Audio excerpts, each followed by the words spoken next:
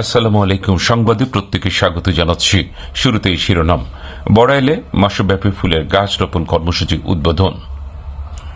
বিস্তারিত। আন্তর্জাতিক জীব বৈচিত্র্য দিবস বা বিশ্ব জীব বৈচিত্র্য দিবস উপলক্ষে 22 মে 2026 খ্রিস্টাব্দ শুক্রবার ব্রাহ্মণবাড়িয়া জেলার নবীনগর উপজেলার 1 নং ইউনিয়ন বড়াইলের সৌন্দর্য বর্ধনে মাসব্যাপী ফুলের গাছ রোপণ কর্মসূচির উদ্বোধন করা হয়। ব্রাহ্মণবাড়িয়া 88 এর উদ্যোগে এবং খারঘর শহীদ স্মৃতি সংরক্ষণ ও বাস্তবায়ন কমিটি, বড়াইল রংধনু পাঠাগার ও আলোকিত বড়াইলের সহযোগিতায় পাগলা নদীর তীরে খারঘর গণকবর জামে মসজিদ ও খারঘর গণকবর সংলগ্ন 71 শহীদ স্মৃতিসৌধে প্রধান অতিথি হিসেবে কৃষ্ণচূড়া ফুলের গাছ রোপণ করে বৃক্ষরোপণ কর্মসূচির উদ্বোধন করেন জাহাঙ্গীরনগর বিশ্ববিদ্যালয়ের assistant director planning and development Mohammad Mehedi Hasan. এই সময় বিশেষ অতিথি হিসেবে উপস্থিত ছিলেন বাংলাদেশ পরমাণু শক্তি কমিশনের টেকনিক্যাল অফিসার মোহাম্মদ আব্দুল হাকিম, নবীনগর উপজেলা প্রাথমিক শিক্ষক সমিতির প্রাক্তন সভাপতি ও আলিয়াবাদ মডেল সরকারি প্রাথমিক বিদ্যালয়ের প্রধান শিক্ষক অ্যাডভোকেট রেজাল করিম সবুজ। 1971 সালে 10 অক্টোবর খারঘর গণহত্যায় শহীদ ফুলমিয়া কমান্ডারের দহিদ্র মোহাম্মদ জাহাঙ্গীর ইসলাম, মলয়া সঙ্গীত শিল্পী বাবু বিমল চন্দ্র দাস। পরে বড়াইল পশ্চিমপাড়া জামে মসজিদ সংলগ্ন এলাকায় ফুলের গাছ রোপণ করা হয়। এর একদিন আগে ভারতের দার্জিলিং বাম্বু ট্রি বা বড় আকারের বরাক বাঁশ রোপণ করা হয় বড়াইল কাজী বাড়ির বাঁশঝাড়ে।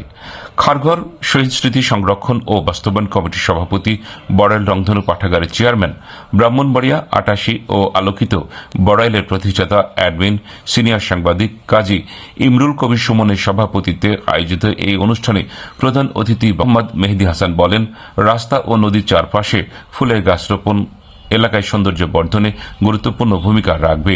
এরকম কর্মসূচি এলাকাবাসীর মানসিকতা বদলে দিতে পারে। পরিবেশের ভারসাম্য রক্ষা ও গ্রিন হাউস ইফেক্ট থেকে রক্ষা করতেও বৃক্ষরোপণ আমাদের গুরুত্বপূর্ণ ভূমিকা রাখবে।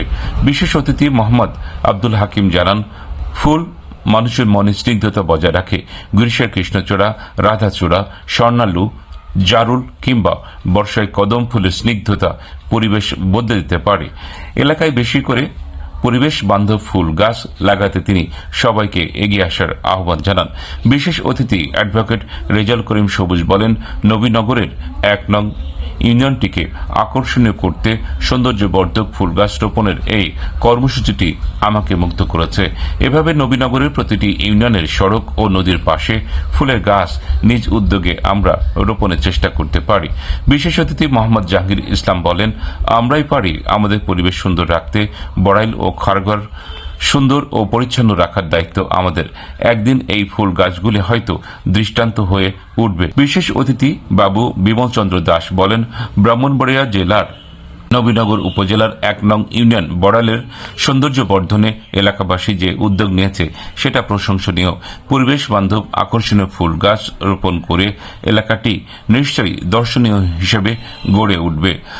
সভাপতির বক্তব্যে কাজী ইমরুল কবির সুমন বলেন, ছোট ছোট উদ্যোগ আমাদের বৃহৎ পরিকল্পনায় সহযোগিতা করতে পারে। জারুল, কৃষ্ণচূড়া, রাধাচূড়া, স্বর্ণালু, কদম, বকুল সহ আরও রং বেরঙের ফুল গাছ রোপণ করে 71 শহীদ স্মৃতিসৌধটি পরিকল্পিতভাবে গড়ে তুলতে পারে। একইভাবে পাগলা নদীর পূর্ব পাড়টিকে ফুলে ফুলে রঙিন করতে পারি।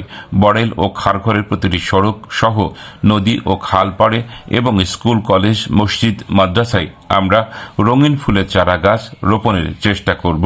ইতিপূর্বে পাগলা নদীতে আমরা রুই, কাতলা, মৃগেল, কালবাউস, তেলাপিয়া, সরপুঁটি সহ বিভিন্ন মাছের পোনা ছেড়েছিলাম গত বছর। এবছরও মাছের পোনা ছাড়ার ইচ্ছে আছে। আসন্ন বর্ষায় পাগলা নদীতে শিশু কিশোরদের নিয়ে ডিঙ্গি নৌকা বাইচ আয়োজনের পরিকল্পনা আছে আমাদের। প্রাথমিক বিদ্যালয়ের শিক্ষার্থীদের নিয়ে বড়াইল, বীরগাঁও, কৃষ্ণনগর ইউনিয়নে স্কুল ফুটবল ও ক্রিকেট টুর্নামেন্ট আয়োজনেরও পরিকল্পনা আছে। পরিবেশ বান্ধব সামাজিক কাজে সবাইকে এগিয়ে আসার অনুরোধ করছি আমরা। তোমরা পিছে দাঁড়াও, তাহলে সবাই থাকো ছবি। আউল ভাই ওই পিছে থাকো, বাবু সবাই ওই পিছে যাও, যাও ওইদিকে যাও।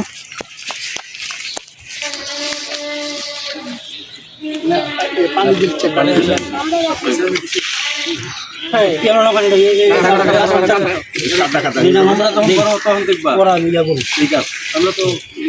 মোহাম্মদ কামরুজ্জামান, খারঘর টিভি। পাড়া দিলে শিকড়টা মিলতো না, আর পানি দ্বারা চাপবো তখন শিকড়টা তাড়াতাড়ি এই মাটির সাথে মিশে যাবে।